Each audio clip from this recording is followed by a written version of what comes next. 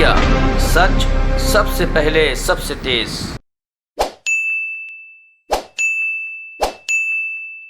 अभी हम मौजूद हैं गाजीपुर बॉर्डर पे, जहां किसान यहाँ पे जो यूपी और दिल्ली और अन्य राज्य के जो किसान हैं तकरीबन 5 से 6 महीने हो गए अभी तक यहाँ पे बैठे हैं। कल शाम किसान नेता योगेंद्र यादव का एक इंटरव्यू आता है जिसमें वो योगेंद्र यादव बोलते हैं कि अब हम दिल्ली और जो यूपी के राज्यपाल हैं, गवर्नर हैं, उनको मैं ज्ञापन सौंपूंगा और उस ज्ञापन के जरिए हमारी बात राष्ट्रपति तक जाएगी।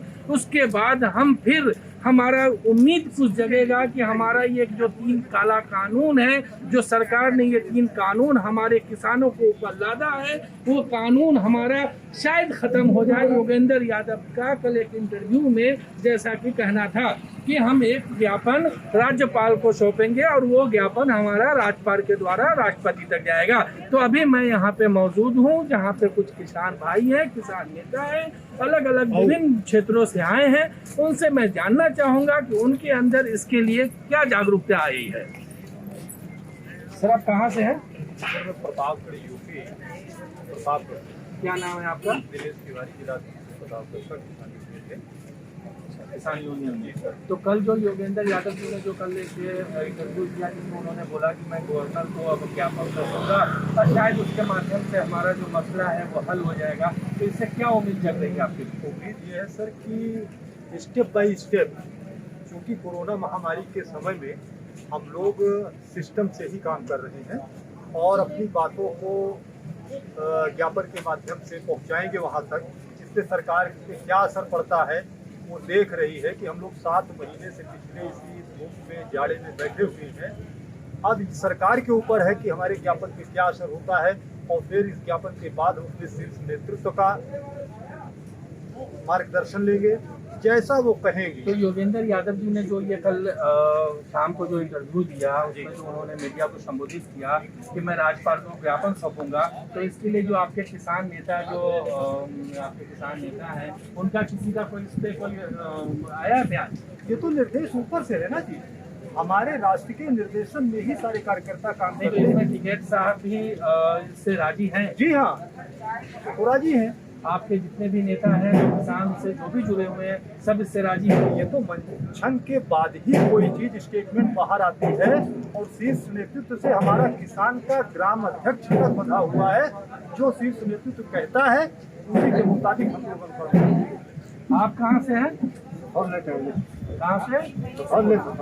तो आप ये कोरोना का टाइम चल रहा है, आपकी उम्र भी तकरीबन 70-80 साल के आसपास होगा, आप इतने ज़ईफ हैं, ऐसा क्या है जो आप भी यहाँ धरना पे आकर बैठे हैं? ये ऐसा है, ये काला धन लोग बैठे, ये किसानों का सोच नहीं रहे कुछ, बहुत दिन से यहाँ पर। आप कहाँ से आए भाई साहब? हमारे क्या है, किस लिए आए आप यहाँ? धरना पे क्या है, यहाँ पे किस बात के लिए धरना दिया जा रहा है, इसकी जानकारी है आपको? 3 कानून क्या है, इससे संबंधित कुछ पता है? पता सब कुछ है, लेकिन हिसाब से बताएं तो बहुत समय लगेगा। आप भाई साहब कहाँ से हैं? अयोध्या मंडल, अयोध्या। तो आप भी यहाँ पे कब से हैं आप? आज 5 दिन हो गया है, 7वां चक्र है हम लोगों को। आते हैं तो 15 दिन, 10 दिन, 12 दिन रहते हैं, इसके बाद फिर जाएंगे, फिर आएंगे। तो आप जो यहाँ पे आते हैं तो जो आपके जो गांव पे जो आपकी जो खेती है, जो आपका ज़मीन है, उस पर जब तक वहाँ पे जो अनाज होते हैं इसकी देख रेख कौन करता है? उसकी सारी व्यवस्था करके आते हैं और घर पे लोग हैं। क्या आप लोगों के माइंड में क्या चल रहा है? तकरीबन 7 महीने हो गए, सरकार सुनवाई नहीं कर रही है, तो आप लोगों के बीच क्या मंथन चलता है? 7 महीना हो जाए चाहे 7 साल हो जाए, वो सरकार का अपना काम है। हमारा काम है खेती करना और इनको बताना कि ये गलत कर रहे हो, ये सही कर रहे हो। किसान के विरोध में जो भी कानून, ये 3 कानून की बात नहीं है सर, किसान के विरोध में जो भी कानून सरकार बनाएगी उसका सख्ती से विरोध किया जाएगा और उसको मनवा दिया जाएगा, क्योंकि किसान अन्नदाता है और ये मालिक है। जैसा कि आपने देखा अभी हमारे सामने ये प्रतापगढ़ से हैं, अयोध्या से हैं, हर अलग अलग क्षेत्रों से लोग यहाँ पे आए हैं और सबका एक ही डिमांड है कि जो ये 3 कानून है जिसे किसान अपनी भाषा में काला कानून मानते हैं, इसको जल्द से जल्द ख़त्म किया जाए। अभी 7 महीने हुए हैं, 7 साल भी हो जाएंगे तो भी हम यहीं पे बैठेंगे जब तक ये कानून ख़त्म नहीं होता है। और योगेंद्र यादव जी जो कल बयान दिए हैं उसका ये सभी लोग समर्थन करते हैं और शायद उम्मीद रखते हैं कि इसके बाद हमारी कोई सुनवाई होगी जब गवर्नर और राष्ट्रपति तक हमारा ज्ञापन जाएगा। ये जो आंदोलन तकरीबन 7 महीने से चल रहा है, अब आने वाले अगले साल 2022 में विधानसभा का चुनाव भी है। उस चुनाव पे क्या बीजेपी पे असर पड़ेगी? क्या कोई और पार्टी इसमें बाजी मार जाएगी किसान आंदोलन के आड़ में? आइए जानते हैं। ये आंदोलन पे क्या कुछ असर पड़ेगा इलेक्शन पे? आपके माध्यम से आप प्रबुद्ध वर्ग हैं, आपने जिसको चाहा उठ गया, जिसको चाहा गिर गया। तो बंगाल का नज़ारा तो उन्होंने देखा होगा, तो यूपी में क्यों पूछ रहे हैं? अरे गाय बछड़ों से पूछे जिनको उन्होंने छुड़वा दिए हैं और कोई व्यवस्था नहीं हुई है। किसान तो एकदम बेमौत मारा जा रहा है। नहीं तो जो 2022 में जो विधानसभा चुनाव है तो उसमें आप लोगों ने क्या अपना मिजाज माइंड बना लिया है कि हमें आगे क्या करना है? वो बनाया नहीं, दिखा दिया है। जिला पंचायत, ग्राम पंचायत, सारे चुनाव बीजेपी हार चुकी है, परिणाम उनके सामने है। आप तो एक ऐसे जगह से हैं, अयोध्या से हैं, जिस अयोध्या के विवाद काफी सालों से चल रहा था और वहाँ पे अभी मंदिर निर्माण भी चल रहा है, तो क्या इसका असर भी इलेक्शन पे पड़ेगा? पूरी तरह से स्पष्ट कर दिया जनता ने कि बीजेपी बहुत बुरे मतों से हारेगी और हरा दिया। जिला पंचायत के चुनाव में हमारे जनपद में 30 सीटों में 24 सीट जो है दूसरे लोगों को मिली है, 6 सीट जो पा करके जो है उस पर। नहीं तो राम मंदिर का भी कोई असर नहीं पड़ा? राम मंदिर का कोई असर नहीं है।